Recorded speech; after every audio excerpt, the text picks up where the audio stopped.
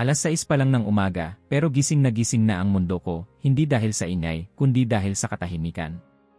Nasa kusina ako, hawak ang tasa ng kape, nakatingin sa pinto sa harap ng bahay. Mapusyaw na asul. Kupas. Doon nagsimula ang lahat. Noong 1978, isang buwan matapos kaming ikasal ni Arnaldo, siya mismo ang nagpinta niyan. Pinili ko ang kulay, siya ang nagkwadro. Para parang langit ang pasok sa bahay, biro niya noon. Tumawa ako, pero totoo naman, para sa amin, iyon ang langit. Tumira kami rito sa Rio Bonito do Iguao. Isang tahimik na kalsada. May bangketa. May mga batang tumatakbo tuwing hapon.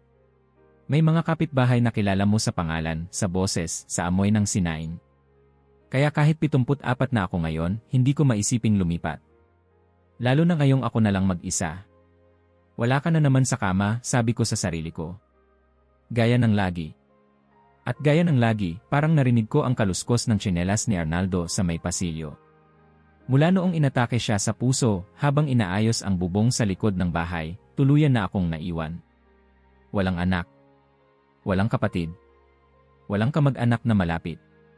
Ako, ang mga tanim ko, ang rosaryo ko, at ang lumang radyo na paminsan-minsan ay gumagana. Bago tayo magsimula, mag-like at mag-subscribe dahil may mga bagay dito na kailangan mong malaman bago ang sinuman, ang umaga ko ay laging pareho. Kape na may tinapay. Didilig ng halaman. Konting balita. Tanghalian sa tanghali, pagbabasa sa balkonahe, at dasal tuwing 3:00. Kung minsan ay sinasamahan ako ng mga alitaptap sa gabi, at kung minsan, si A. Carlos ang dumadaan para kumaway. Magandang umaga, Donna Lourdes, tawag niya mula sa kalye habang tinutulak ang lawnmower sa likod bahay nila. Magandang umaga rin, E. Carlos. Naunahan mo ang araw, sigaw ko pabalik. Kasama sa trabaho ng foreman. Walang tulugan. Si Carlos Mendez ay 49, mas bata sa akin ng halos 30 taon, pero parang anak na rin ang turing ko sa kanya. Masungit minsan, pero mabait. Kung mataas ang damo sa bakuran ko, siya na ang nag-aayos. Kapalit, binibigyan ko siya ng tinapay tuwing Pasko. Simplehan lang. Maayos pa po ba ang bubong nyo? Tanong niya minsan habang naggugupit ng damo. Mas maayos pa sa buto ko, sagot ko, sabay tawa.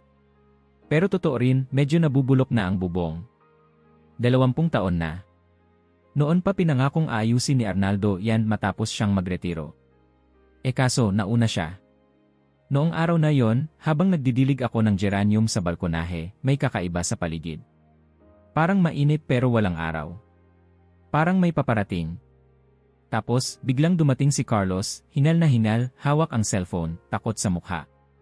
Donna Lourdes, sigaw niya mula sa kalsada. May alerto. Alerto, tanong ko, ibinaba ang pandilig. Buhawi. Malakas. Posibleng kasing lakas ng mga sumisira ng mga bayan. At darating yan sa loob ng 2 araw. Hindi ako agad nagsalita. Parang nanigas ang oras. Evacuation order. Lahat aalis. Pati kami. Si Vera, kukunin ang mga bata, tapos diretsyo kami sa Guarapuava. Meron kayong matutuluyan. Tumingin ako sa paligid. Sa pinto. Sa dingding na nilagyan ni Arnaldo ng relo. Sa balkonaheng may 2 tumba-tumba na hindi na gumagalaw. Titira ako rito, mahinahon kong sagot. Ha? Hindi pwede, Donna Lourdes. Obligado na ang evacuation. Alam ko. Tumingin siya sa akin, parang gusto akong yakapin at alugin. Bakit? Bakit mo gugustuhing manatili rito? Tanong niya, halos pasigaw. Tiningnan ko siya ng diretsyo sa mata. Ito ang tahanan ko, E. Carlos. Hindi ako alis. Umiling siya, galit at takot sa parehong oras. Kung ganon, mangako ka. Pag nagbago ang isip mo, tawagan mo ko. Susunduin kita. Salamat, pero hindi ko babaguhin ang isip ko. Kinagabihan, binuksan ko ang istante at kinuha ang maliit na imahe ng Birheng Maria. Matagal ko nang kasama ang rebultong ito, kahit kupas na ang kulay, alam kong nandoon pa rin ang presensya. Pinunasan ko ang mukha niya ng panyo. Ipinwesto ko siya sa mesa sa sulok ng sala, sinindihan ang kandila sa harap niya, at lumuhod. Hindi ako umiyak. Hindi ako nagmakaawa. Pero may isang bulong lang. Virgin Maria, hindi para sa akin ang dasal na ito. Para ito sa bahay na ito. Dahil ito na lang ang natitira kay Arnaldo. Lumipas ang gabi na tahimik. Wala akong binanggit sa kahit kanino pero alam kong may darating. Kinabukasan, parang nagkakagulo ang buong kalsada. May mga sasakyang nakapark sa bangketa, mga bata umiiyak, mga lalaki nagpupukpok ng tabla sa mga bintana. Maya-maya, huminto ang kotse ni Carlos at Vera sa harap ng bahay ko. Binuksan ni Vera ang bintana, tumingin sa akin. May pwesto pa kami. Sumama ka na. Salamat, Vera. Pero mananatili ako. Nanginginig ang labi niya. Ayokong bumalik at makita wala na. Magiging ayos lang ako, sagot ko. Si Carlos ang huling umalis. Huminto ang pickup sa harap. Bumaba siya. Tiningnan niya ang bahay ko na parang gusto niyang buhatin ako palabas. Pero hindi niya ginawa. Hindi ako naniniwala sa Diyos, alam mo yan. Pero kung totoo nga siya, sana tingnan ka niya ngayon. Kasi himala ang kailangan mo. Siguro nga may himala na akong dala, sagot ko, kalmado. Tumango siya. Tiningnan ako. Umiling. Tapos umalis. 3:00 ng hapon, gaya ng nakagawian, lumuhod ako sa harap ng imahe ni Maria. Ang kandila ay umilaw, ang apoy ay sumasayaw, at ang katahimikan ng bahay ay tila mas mabigat kaysa dati. Sa labas, kumikilos na ang hangin. Isang senyales ng simula. Umiiyak ang mga bata. May mga kahon sa labas ng bahay ni na Olivera. Si Donna Teresinha, na hindi lumalabas ng bahay kapag umuulan, ay ngayon pa lang, nakatali ang buhok at naglalagay ng duct tape sa kanyang mga bintana. Pero ako, nakatayo sa balkonahe, hawak ang tasa ng salabat, nakatitig lang sa sahig kung saan nakaupo si Arnaldo tuwing 5:00 ng hapon. Doon siya palaging nagkakape. Minsan may kasamang pandesal, minsan wala. Pero andun siya, laging andun. Donna Lourdes. Si Carlos na naman. Parehong boses, pero mas mabilis, mas matalim. May mga sundalo na sa sentro. Nagbabaklas na ng mga tarpaulin. Inoorganisa ang transportasyon. Tumango lang ako. Ang lola ng kaibigan ko, pinilit sumama. Hindi daw siya aalis. Pero dinala pa rin siya ng ambulansya. Kung gusto nila akong buhatin, kailangan nilang magdala ng 5 lalaki, biro ko, nakangiti. Ngunit hindi siya natawa. Umalis siyang hindi umiimik. Pagbalik niya makalipas ang 2 oras, may kasamang si Vera at ang 2 anak nito sa likod ng sasakyan, pumasok siya sa bakuran ko. Lourdes, huling tawag na to, malalakas daw talaga ang hangin. Ang bubong mo, tandaan mong sinabi ko. Dapat hindi ka narito. Tumitig ako sa kanila, sa kasalangit na parang nagiging kulay abo na. Kung aalis ako ngayon, lahat ng naipundar namin ni Arnaldo, iiwan ko. At saan ako pupunta? Sa isang tent? Sa isang kama na hindi amin? Sa lugar na walang alaala? Lumapit si Vera. Mahinahon. Parang anak na ayaw masaktan ang ina. May pwesto kami. Hindi tent. Kwarto. May kuryente. Mainit. May tinapay. Vera, salamat. Pero ang bahay na to, ito na lang ang natitirang hawak ko. Bumuntong hininga si Vera. Niyakap ako. Mahigpit. Parang huling beses. Kung magbago ang isip mo, tawagan mo kami. Please. May oras pa, sabi ni Carlos, halos pabulong. Tumango lang ako. Pero sa loob ko, alam kong hindi ko babaguhin ang isip ko. Sa gabing iyon, sinindihan ko ang lahat ng kandila sa bahay. Isa sa kusina. Isa sa sala. Isa sa may pintuan ng kwarto. At syempre, isa sa harap ng imahe ng Birheng Maria. Walang kuryente. May malalakas na patak ng ulan sa bubong. Hindi pa buhawi. Pero ramdam ko, parating na siya. Maria, bulong ko, nakaluhod, nakapikit, kung hindi ko man mapigilan ang hangin, sana man lang mapanatili mong buo ang mga alaala sa bahay na to. May biglang humampas na kahoy sa labas. Siguro may tabla na tinangay ng hangin. Kumakabog ang puso ko. Pero hindi pa rin ako tumayo. Nananatili akong nakaluhod. Sapagkat kung iyon na ang huli kong gabi sa mundong ito, gugustuhin kong matapos ito sa panalangin. Kinabukasan, wala nang katao-tao sa kalsada. Tanging ang mga asong gala at ilang pusa ang naiwan. Ang mga kotse ay wala na sa garahe. Sarado ang lahat ng tindahan. Kahit ang simbahan ay nilok na raw, sabi ng radyo kagabi. Dumating si Carlos, huling pagkakataon. Alam mong babalik kami dito, di ba? Pag bumalik kami gusto pa naming makita ka. Makikita niyo ako. Dito lang naman ako. Tumango siya, pero puno ng alinlangan ang mga mata. Pagkaalis niya, umupo ako sa may sala. Inilagay ang lumang manta sa tuhod ko. Dinala ko ang mga lumang larawan namin ni Arnaldo. Yung isa sa biyahe namin sa Foz do Iguao. Yung isa noong kaarawan niya. Nilagay ko sa harap ng Birheng Maria. Kung mamatay man ako, gusto kong kasama silang lahat. Biglang tumawag ang telepono. Si Vera. May signal pa kami. Paalis na kami. Huling tanong, Lourdes. Sumama ka na. Vera, salamat. Pero hindi ko kayang iwan to. Tahimik siya sa kabilang linya. Ramdam ko ang bigat ng loob niya. Makikipagdasal ako para sa'yo, sabi niya sa huli. Salamat. Magdasal ka rin para sa bahay na to. Pagkababa ko ng telepono, sinindihan ko ang kandila sa harap ni Maria. Napansin kong may buhok akong puting nahulog sa mesa. Pinulot ko. Tanda ng panahon, sabi ko sa sarili. O baka paalala na hindi ako immortal. Tumayo ako, isinarado ang lahat ng bintana. Tinakpan ko ng tela ang mga luma naming muebles. Tinupi ang mga kumot. Lahat ng bagay ay maingat kong inayos, na parang isang inang naghahanda ng tahanan para sa isang bisita o para sa isang paalam. Sa labas, nagsimulang gumalaw ang mga dahon. Mahina. Parang bulong. Pero hindi iyon hangin ng hapon. Iba ang pakiramdam. Pagbalik ko sa altar sa sulok ng sala, nakatayo pa rin si Maria. Payapa. Tahimik.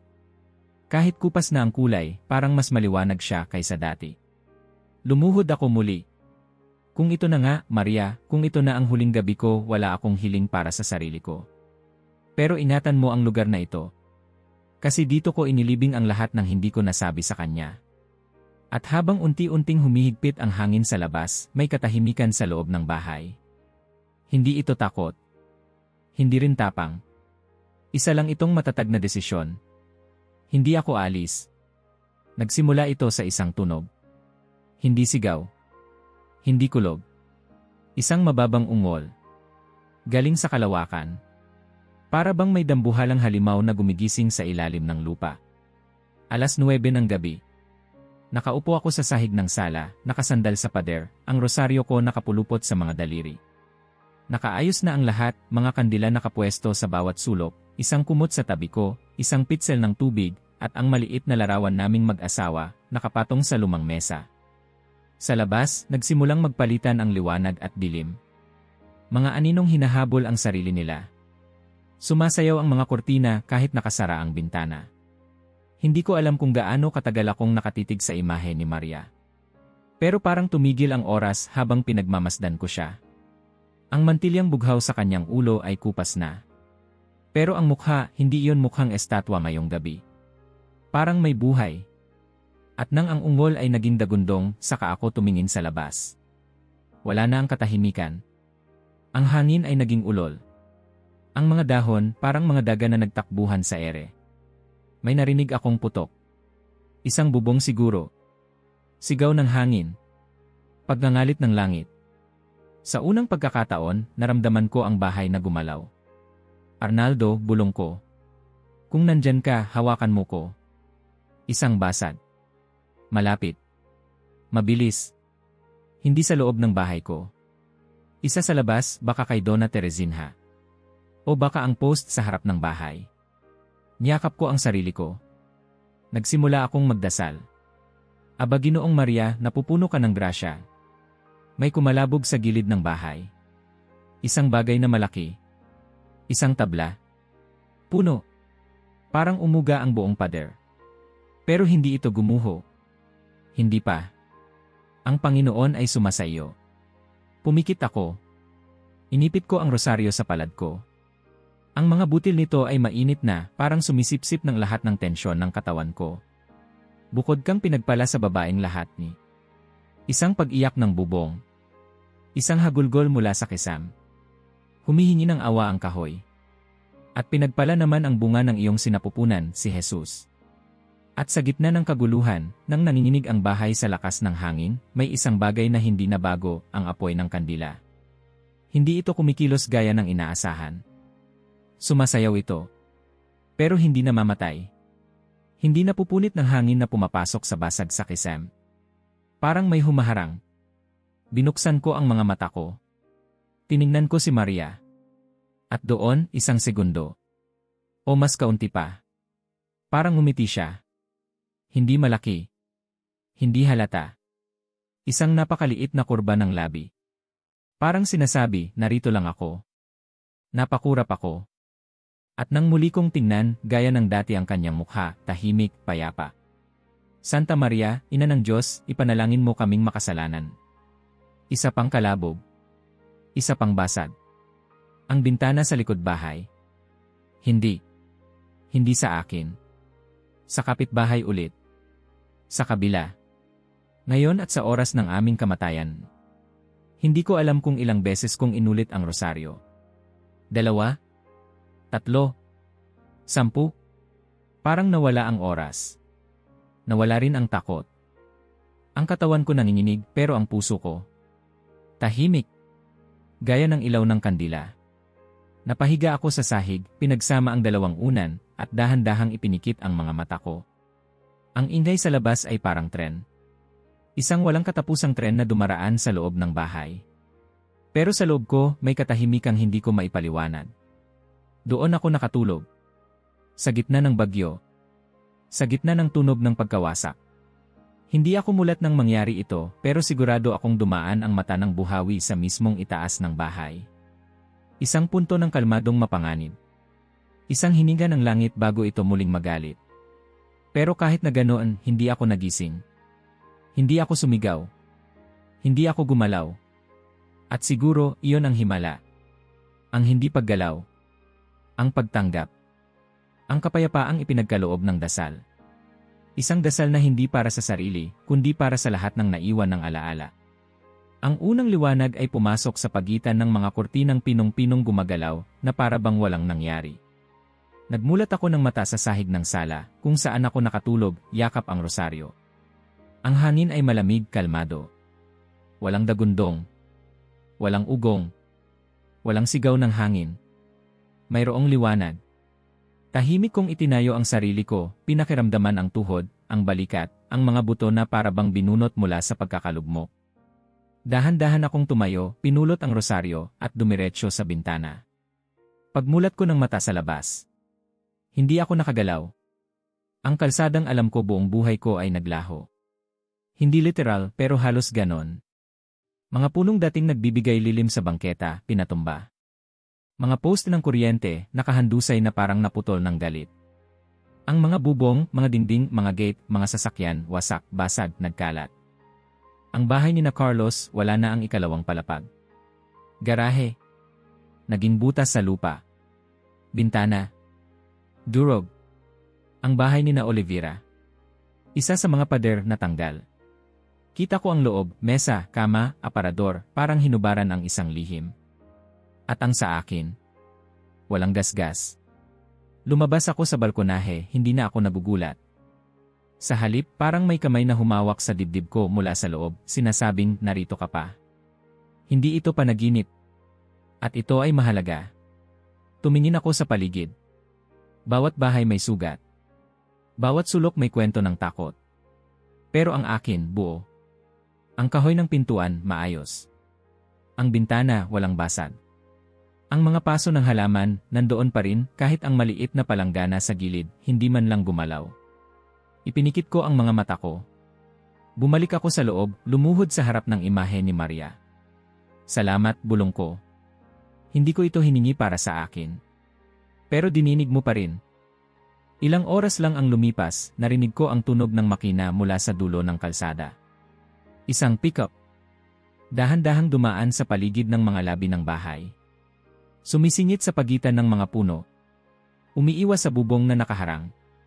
At sa likod ng manibela, si Carlos. Nakabukas ang bibig niya. Parang natuyo ang lalamunan sa nakita. Tumigil ang sasakyan sa harap ng bahay ko. Bumaba siya, naglakad sa gitna ng kalye, hindi man lang nag-aalangan sa mga basag na salamin. Tinitigan niya ang bahay ko. Hindi siya makapagsalita. Binuksan ko ang pinto. Carlos? Hindi siya sumagot agad. Tumingin lang siya, para bang may tanong siyang gustong itanong, pero natatakot siyang malaman ang sagot. Ano nang paano, naputol-putol niyang salita. Buhay ka, sabi ko, nakangiti. Pero, Lourdes, paanong hindi man lang kahit konting basag? Kahit isang pako? Kahit paso? Tumango ako. Nagdasal ako. Nagdasal ka? Sa Birheng Maria. Hindi para sa akin. Para sa bahay na ito. Pumikit siya. Tumagilid. Tiningnan ang sarili niyang bahay sa di kalayuan. Tumingin pabalik sa akin. Hindi ko maintindihan. Ni ako man, sabi ko. Pero siguro hindi ko kailangang intindihin. Bumukas ang pinto ng sasakyan. Bumaba si Vera. Hawak ang dalawang anak. Nang makita ang paligid, napaiyak siya. Hindi dahil sa gulat, kundi sa pagkapagod sa pasasalamat na nakaligtas sa kawalan. Nakita niya ako, nakita ang bahay. Lumapit. Tinitigan ito mula sa bangketa. Lourdes, paano ito possible? Hindi ko na sinagot. Tiningnan ko lang si Maria sa loob ng bahay. Hindi gumalaw ang estatwa, hindi nagsalita, pero nandoon siya. Alam kong alam nila. Sa sumunod na mga oras, isa-isa, ang mga sasakyan ay dumating. Mga kapitbahay na bumalik mula sa evacuation center. Ang ilan nakayuko. Ang ilan tumatakbo. Ang ilan nakatitig lang sa paligid na parang naghahanap ng pamilyar. At lahat sila, nang madaanan ang bahay ko, ay tumigil. Tahimik.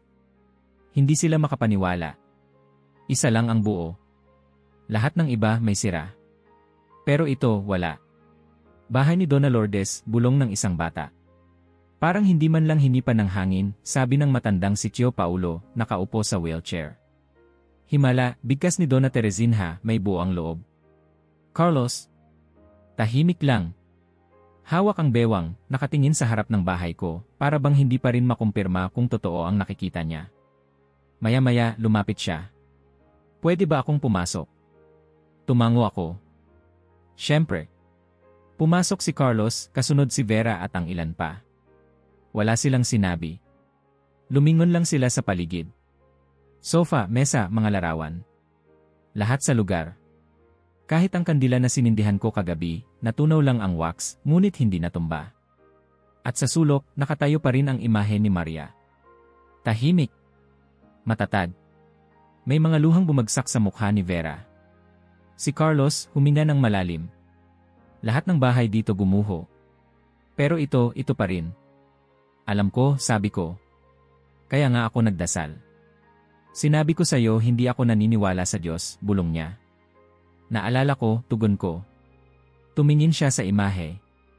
Tumagal ng ilang segundo. Pagkatapos, walang sinasabi, dahan-dahan siyang lumuhod. Walang drama. Walang sermon. Isang simpleng pag-upo sa kanyang mga tuhod. Parang sinasabi, hindi ko alam kung bakit, pero kailangan ko to. At sa sandaling iyon, kahit wala akong narinig, alam kong may isang bagay na naputol sa puso niya, isang pader na matagal nang nandoon, biglang nagiba. Sinabi niya sa akin dati, Lourdes, hindi ko pinaniwalaan yan. Pero nang lumuhod siya, walang salita, walang paliwanag, alam kong may nabago. Nasa sala pa rin kami. Ang araw ay dahan-dahang gumagapang papasok sa mga bintana, tumatama sa lumang mesa sa sulok, kung saan nakapwesto ang imahe ng Birheng Maria. Walang espesyal sa estatwa, wala itong gintong korona, wala itong kumikislap na ilaw, wala ring musika. Pero sa sandaling iyon, tila naging altar ang buong kwarto. Si Carlos, nakaluhod sa harap niya. Tahimik. Nakayuko ang ulo, ang mga kamay nakapatong sa tuhod, at ang balikat bahagyang nanginginig. Si Vera, nasa likod niya, dahan-dahang yumuko at hinawakan ang balikat ng asawa. Siya man, walang sinasabi, ngunit ang mga mata niya ay umaagos. Sa pintuan, may mga aninong dumarating. 1, 2, 5, 10. Mga kapitbahay na hindi nakapaghintay. Nadinig siguro ang bulungan. O baka naramdaman lang ang tahimik na paghila ng isang bagay na mas malaki sa kanila. Dahan-dahan silang pumasok. Walang tanong. Walang kaguluhan. Isa si Donna Teresinha sa mga unang lumapit. Dati siyang mahiyain. Isang ginang na halos hindi nagsasalita sa mga pagtitipon. Pero ngayon, siya ang unang nagsalita. Walang ganitong pangyayari na aksidente. Walang sumagot. Pero halos lahat tumango. Parang sabay-sabay kaming may iniisip pero walang gustong banggitin. Hindi dahil sa takot, kundi dahil sa respeto. Alam mo, Lourdes, sabi ni Vera, lumapit sa akin, hindi ako paladasal pero ngayon, gusto ko lang umupo dito. Itinuro ko ang isang upuan malapit sa bintana. Para sa iyo yan. Nagpasalamat siya, umupo, at ilang saglit, isinunod ang kanyang 2 anak. Tahimik na tumabi sa kanya, tila naintindihan kahit hindi pa lubos na nauunawaan ang bigat ng mga nangyayari. Si Carlos ay hindi pa rin gumagalaw. Naglakad ako papunta sa kanya, marahang lumuhod sa tabi niya. Hindi ko siya hinawakan, hindi ko siya kinausap. Nagdasal lang ako. Salamat, bulong ko. Hindi lang para sa bahay. Para sa puso rin nila. Paglingon ko, si Donna Teresinha ay nakaluhod na rin. Si Chio Paulo, kahit hirap, ay inilapit ang kanyang wheelchair at isinandal ang noo sa kanyang mga kamay. Sunod ang mag-asawang Olivera na halos hindi mapaniwala ang buo pa rin ang kisam sa bahay ko. Wala akong sinabi sa kanila. Wala akong sermon. Wala akong pangangaral. Hindi iyon ang kailangan nila. Hindi ako pari. Hindi ako madre. Isa lang akong matandang babae na nanalangin at nakaligtas. Maya-maya, si Carlos ay dahan-dahang tumayo. Parang nahirapan siyang bumangon, hindi sa tuhod, kundi sa bigat ng loob na inilapag niya sa sahig. Tiningnan niya ako. Hindi siya umiwas. Sa halip, diretso sa mga mata ko. Hindi ko alam kung ano nang nangyari rito, Lourdes, anya. Pero hindi na ako pwedeng magkunwaring walang nakita. Tumango lang ako. Hindi ko rin alam ang lahat. Pero sapat na sa akin na maramdaman ko na hindi ako mag-isa. Matagal na akong hindi nanalangin, dagdag niya, parang nahihiyang aminin. Baka hindi mo lang alam na ginagawa mo na pala, sagot ko, sabay ngiti. Lumabas siya ng bahay, sumunod si Vera, ang mga bata, at ang ilan pang kapitbahay. Ang iba ay nanatili. Tahimik. Nakaupo. Nagmamasid. May isa pa ngang nagtanong kung pwede raw bang bumalik kinabukasan, hindi para magtanong, kundi para manahimik lang ulit. Siyempre, sagot ko. Laging bukas ang pinto. Nang gabing iyon, naupo ako ulit sa may balkonahe.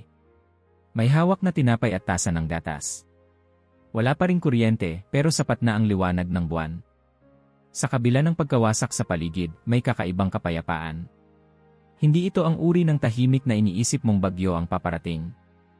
Hindi. Ito yung tahimik na dumadapo pagkatapos ng isang mahaba, mabigat na sigaw. Napatingin ako sa pinto. Maayos. Sa bubong. Buo. Sa paligid. Wala ni isang sira. Pagbalik ko sa sala, dumaan ako sa imahe ni Maria. Tumigil ako. Tumayo sa harap niya. Tiningnan ko siyang mabuti. Isa lang ang hiningi ko. At ibinigay mo pa ng sobra. Hindi siya sumagot, syempre. Hindi siya kailanman nagsasalita. Pero ang katahimikan na yon, mas mabigat pa kaysa sa libong salita. At sa buong gabi, iniisip ko, magiging alamat ba ito sa amin? O simula ng pagbabago? Sabi nila swerte lang daw. Yung iba, tuloy sa pag-iwas ng tingin sa tuwing nadadaanan ang bahay ko, parang baka mahawa ng milagro. Pero nang dumating ang Huwebes ng gabi, mga 7 araw mula nang humupa ang bagyo, may 7 tao sa sala ko, tahimik na nakaupo, hawak ang rosaryo. Nag-umpisa ito kay Donna Teresinha. Hindi siya sanay manguna sa kahit ano, pero noong araw na bumalik siya mula sa evacuation center, diretso siyang lumapit sa akin. Bitbit ang isang lumang Biblia, may pahina pang punit. Lourdes, pwede ba tayong magtipon kahit minsan sa isang linggo lang? Hindi para mag-usisa. Para lang magdasal. Hindi ko na siya pinatagal. Tumango ako agad. Huwebes ng gabi. 7:00. Wala mang kuryente, may kandila naman. At dumating siya. Hindi lang siya. Isinama niya ang pamangkin niyang si Luciana, ang biyena ni Luciana, at pati si Mang Jerbsyo, ang dating driver ng school bus na halos di na lumalabas ng bahay. Kasama rin si Helena, ang dalagitang nawalan ng alagang pusa sa bagyo, at si Sido, ang labandero sa kanto. 7 kaluluwang sabik sa katahimikan. Naglatag ako ng banig. Inayos ko ang mga silya. Walang sermon, walang tagapagsalita. Bawat isa ay may kanya-kanyang sandali. May nagbasa ng isang talata sa Biblia. May umawit ng mahinang himno. May tahimik lang na tumulo ang luha. At sa gitna ng lahat, nasa sulok lang si Maria, hindi gumagalaw, ngunit damang-dama. Mula noon, linggo-linggo na sila dumating. Huwebes ng gabi ay hindi na tulad ng dati. Dumadami rin ang mga bisita. Minsan 8 tao. Minsan 12. May pagkakataong halos hindi na kami magkasya. Pero walang reklamo. Walang tanong. Wala ring balak ilipat sa mas malaking lugar. Sapat na ito, sabi ni Luciana minsang nagsuggest ang isa na sa kapilya na lang kami. May kakaiba sa bahay na ito. At sa gitna ng lahat ng pagbabagong ito, nanatili ako sa dati kong routine. Gising ng alas 6, kapet tinapay, dilig ng halaman, konting balita mula sa radyo kapag may signal, tanghalian sa oras, dasal ng alas 3, at pagtulog ng alas 9. Pero ang isang malaking pagbabago. Hindi na ako palaging nag-iisa. Tuwing Martes ng hapon, si Vera ay dumadaan, bitbit ang tsaa o minsan ay empanada. Nauupo kami sa balkonahe, nagkukwento. Minsan umiiyak siya. Minsan ako. Minsan pareho. At si Carlos? Well, tuwing Biyernes ng umaga, palusot niya ay titignan lang ang bubong. Pero kita mo sa mata niya, hindi bubong ang pakay. Upo siya sa likod bahay, hahawak ng baso ng juice, at hindi magsasalita sa loob ng 5 minuto. Tapos, bigla siyang magsisimula. Alam mo, Lourdes, sabi niya minsan, nagkumpuni ako ng bahay kahapon. Pero parang iba yung pakiramdam. Parang hindi lang pader ang tinatayo ko. Anong ibig mong sabihin, tanong ko, kahit alam ko na. Parang may sinusubukan akong buuin sa loob ko rin. Tumango lang ako. Ang pananampalataya, minsan, hindi binibigkas. Ginagawa. Tahimik siya. Tumitig sa kanyang kamay. Hindi ko pa rin sigurado kung naniniwala ako. Pero kapag narito ako, parang hindi ko kailangang siguruhin. Isa pang araw, lumapit siya bitbit ang ilang kahon. Mga bagong kandila, anya. Pati ilang wiring para maayos ko na rin yung saksakan sa likod. Babayaran kita, sagot ko. Hindi mo ako mababayaran sa kung anong binigay mo sa akin, sabi niya, sabay tingin kay Maria sa sulok ng sala. Hindi namin kailanman pinag-usapan ng direkta ang milagro. Wala ring malinaw na paliwanag. Pero bawat pagbabalik niya sa bahay ko ay isang tanong na hindi kailangang sagutin, paano mo itinatayo muli ang sarili mong pananampalataya? Isang hapon, nakaupo kami pareho sa balkonahe. Binabantayan ang mga ibon sa kawad ng kuryente na sa wakas ay naisabit muli. Lourdes, tanong niya, may punto ba sa buhay mo na nawalan ka ng tiwala? Nag-isip ako. Maraming beses. Pero siguro ang pinagkaiba lang hindi ko tinigilan ang pagtanong. Kasi sa tanong, may dasal. At sa dasal, kahit pa walang sagot, may lakas. Tumango siya. Hindi umimik. Pero ang paraan ng kanyang paghinga, ang bigat ng kanyang balikat na unti-unting bumibitaw, alam kong may nabubuong bago sa loob niya. At sa bawat Huwebes ng gabi, habang dumarami ang mga taong bumabalik sa bahay, alam ko ring may nababago rin sa buong komunidad. Hindi ito radikal. Hindi ito dramatiko. Pero ito'y makikita sa mga mata. Mas kaunti na ang pagmamadali. Mas maraming nakikinig. Mas kaunting reklamo. Mas maraming naglalakad sa kalsada tuwing hapon. At sa sulok ng sala ko, sa tabi ng maliit na mesa, nananatili si Maria. Walang galaw. Walang kilos. Pero para bang siya ang puso ng lahat ng bagong nabubuo. Hindi milagro ang nagpabago sa kanila. Panalangin. Pakikinig. Pagpayag na manahimik. At sa gitna ng katahimikan, ang tanong ay nananatili, paano babangon ang isang taong hindi naniniwala? Sinabi niyang gusto niyang ayusin ang bubong, pero nang makita ko ang mga mata niya, alam kong hindi bubong ang gusto niyang kumpunihin. Isang hapon ng Abril, habang nag-aalis ako ng mga tuyong dahon sa may harapan, dumating si Carlos bitbit ang isang clipboard at suot ang lumang sombrerong pangtrabaho. Hindi siya agad bumaba ng truck. Tinitigan niya muna ang bahay. Parang sinusukat. Parang may binabasa sa mga pagitan ng tabla at pintura. Paglapit niya, ngumiti ako. May proyekto ka na naman ba? Hindi proyekto, Lourdes, sagot niya. Regalo. Nagtaas ako ng kilay. Regalo. Tumango siya, sabay abot ng listahan.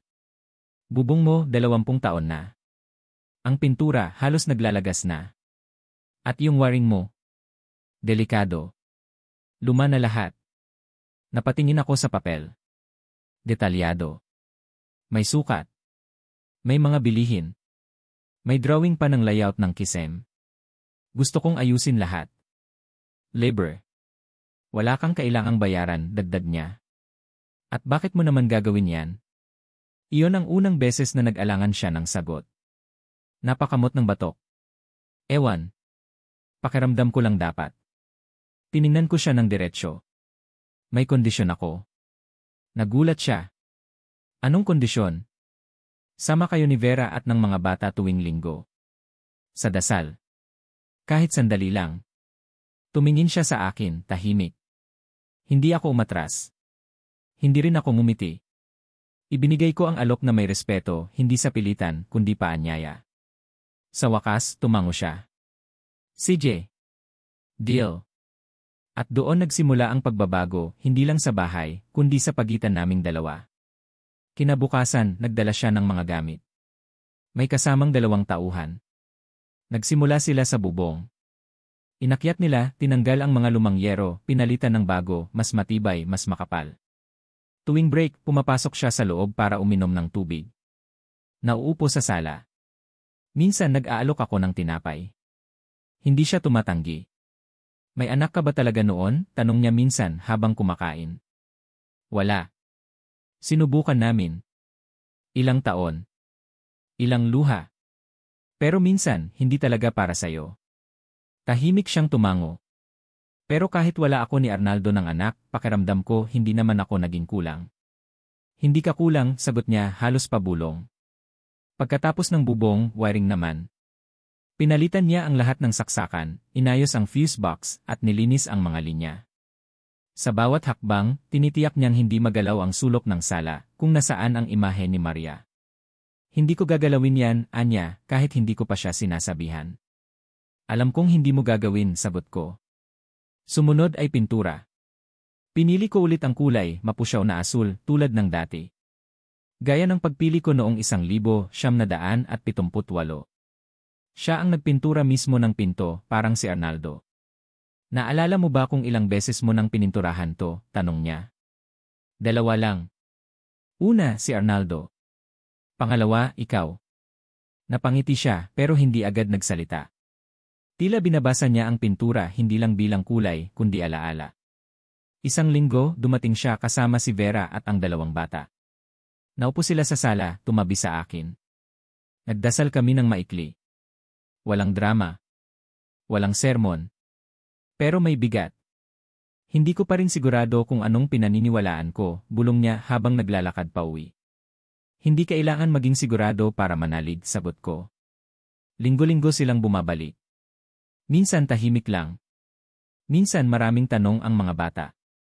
Minsan nagkukwento si Vera tungkol sa bagong trabaho sa paaralan. Si Carlos. Minsan nagtatanong tungkol sa mga dasal. Minsan, tungkol sa buhay. Sa tingin mo ba pinatawad na ako? Tanong niya isang gabi habang sinusuri ang saksakan sa may kusina. Dahil saan? Balik kong tanong. Dahil sa pagdududa. Sa lahat ng sinabi ko noon. Sa pagtawa ko sa'yo. Huminto siya. Hinawakan ang mesa. Tumingin sa akin. Lourdes, hindi mo dapat ako pinatuloy. Tumayo ako. Lumapit. Carlos, kung ang pinto ng bahay na to ay hindi ko binuksan para sa'yo, sino ang magbubukas sa susunod mong panalangin? Napayo ko siya. Ngunit hindi na siya humihingi ng sagot. Siguro dahil sa puso niya nahanap na niya. At nang tuluyan niyang natapos ang pag-aayos ng bahay, bago ang bubong, bagong pintura, bagong liwanag, isang bagay lang ang nanatili. Ang imahe ng Birheng Maria, sa parehong mesa, sa parehong sulok, hindi man lang ginalaw, ni hindi tinapunan ng alikabok. At sa ilalim ng bagong kisame, sa ilalim ng mga pader na pinatibay ng panibagong pintura, ay nanatili ang espiritu ng luma, ang alaala ng pag-ibig, ng pananampalataya, ng isang tahanang itinayong muli hindi lang sa pako at kahoy, kundi sa dasal at tiwala. Pero minsan, sa mga gabi na tapos na ang panalangin, at ang sala ay tahimik na naman, napapaisip ako. Paano kung ang tunay na himala ay hindi ang pagkakapanatili ng bahay? Paano kung ang tunay na himala ay ang lalaking dati hindi naniniwala, na ngayon nagkukumpuni hindi lang ng dingding, kundi ng sarili niyang puso? May 6 na buwang lumipas. Mula sa putik, alikabok, at sirasirang dingding, tumubo muli ang buhay sa aming kalsada. Isa-isang nagbalikan ang mga bahay. Bago ang pintura. Bago ang bubong. Ngunit hindi lang pisikal ang pagbabagong iyon, parang pati ang mga tao ay may bagong anyo, bagaman pareho pa rin ang mukha. Pero kahit ganun, isang bagay ang hindi nagbago, humihinto pa rin ang mga tao tuwing dinaraanan nila ang bahay ko. Yan ang bahay na di tinabla ng buhawi, bulong ng ilang dadaan. Yan ang milagro, sabi ng iba. At ako? Hindi ako sumasagot. Hindi ko rin itinatanggi. Ang bahay ay pareho pa rin. Mapusyaw na asul, malinis ang bubong, buhay ang mga halaman sa harapan. May bagong pintura pero luma ang kaluluwa. At sa sulok ng sala, nasa parehong mesa pa rin ang imahe ng Birheng Maria, gaya ng dati. Hindi ako kailanman gumawa ng kwento. Hindi ako nagbukas ng simbahan. Hindi ako nagsulat sa diaryo. Hindi rin ako nagpa-interview kahit minsang may lumapit na reporter. Ang sinabi ko lang, nagdasal ako. At narinig ako. Tuwing linggo, tuloy ang panalangin. Minsan 20 tao. Minsan 3. Pero hindi bilang ang mahalaga, kundi ang presensya. At laging may kandila. Laging may katahimikan. Isang linggo ng hapon, habang nakaupo kami sa likod bahay, nagsalita si Carlos. Alam mo ba, Anya, hanggang ngayon, di ko pa rin alam kung paano ko ikukwento yung gabi ng bagyo. Tumingin ako sa kanya. Hindi mo kailangang ikwento. Minsan sapat na ang pananahimik. Pero dapat kong subukang intindihin, di ba? Kung iyon ang magbibigay sa iyo ng kapayapaan. Tumango siya. Tumingin sa langit. Sa tapat ng bahay mo durog lahat. Isang pader na lang ang natira sa min, pero yung sayo parang hindi man lang tinamaan. Walang gasgas. Wala ni isang bitak. Huminga siya ng malalim. Alam kong hindi coincidence yon, Lourdes. Hindi ako sumagot. Hinayaan ko lang siyang magsalita. Wala akong nakita. Wala akong narinig. Pero ang bigat na naramdaman ko sa dibdib nang makita kong buo ang bahay mo. Parang may humawak sa likod ng batok ko at nagsabing, makinig ka na. Maya-maya, sumunod si Vera. Bitbit ang kape at tinapay. Tumabi sa amin, pinakinggan ang tahimik na usapan. Walang sermon. Walang himig ng simbahan. Isa lang itong hapon kung saan ang puso ay bukas sa pakikinig. Isang beses, tinanong ako ng batang anak ni Luciana, Dona Lourdes, paano mo po alam na narinig ka ng Birheng Maria? Napangiti ako. Hindi ko alam sa utak. Pero alam ko sa puso. Para yang ilaw na hindi mo makita, pero ramdam mong nariyan kasi mainit. Pero bakit ikaw lang ang pinakinggan? Napatingin ako sa mata ng bata. Malinis. Walang takot sa tanong. Baka hindi lang ako ang pinakinggan, sagot ko. Baka ako lang ang humiling sa tamang paraan. Anong paraan po? Hindi para iligtas ako.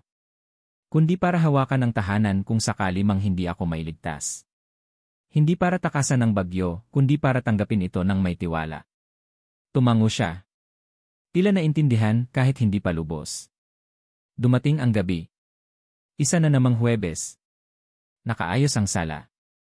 Mga silya, kandila, sa gilid. Dumating si Dona Teresinha, si Sido, si Vera, ang mga bata. Tahimik silang naupo. Minsan may umiiyak, minsan may nagkukwento ng himala sa buhay nila kahit gaano kaliit. Tulad ng pagkakabalik ng nawawalang alagang aso. O yung pagpagaling ng isang sugat. At doon, sa sala ng isang bahay na minsang naging target ng isang buhawi, ay naroon ang totoong katahimikan. Hindi ang kawalan ng tunog, kundi ang presensya ng kapayapaan. Matapos ang panalangin, habang nililigpit ko ang mga tasa, tumabi sa akin si Carlos. Alam mo, Lourdes, Anya, kung may ituturo kang himala, di na ako titingin sa bubong. Titingin ako sa puso ko. Napangiti ako. Baka yan talaga ang pinakatotoong milagro. Tahimik kaming naupo sa may harapan. Tinitingnan ang kalsada na ngayon ay puno na muli ng mga tanim, ng mga bata, ng sigawan, ng tawanan. Pero bawat isa, kapag dumaraan sa bahay ko, kahit sandali, humihinto. May ilan na dinadaan lang ng sulyap. Ang iba, nag-aantanda. Ang ilan, kinukuha ang cellphone, kinukuhanan ng larawan, at bumubulong ng milagro. At kahit maraming opinyon, lahat ay nagkakaisa sa isang bagay. May nangyari sa bahay na ito. At kung tatanungin mo ako kung ano talaga yon, sasabihin ko ito. Ang totoong himala ay hindi ang pananatili ng bahay.